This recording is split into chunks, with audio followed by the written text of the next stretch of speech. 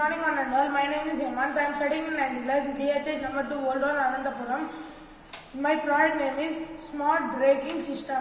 ఇది ఎందుకు దీనికి కావాల్సిన కాంపోనెంట్స్ పేరు వచ్చేసి Arduino Uno, IR censor, motor controller.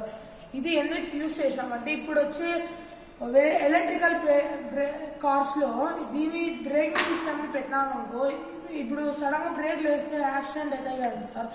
దాని బదులు ఇది వచ్చినప్పుడు ఏదైనా ఆబ్జెక్ట్ ఇది ముందు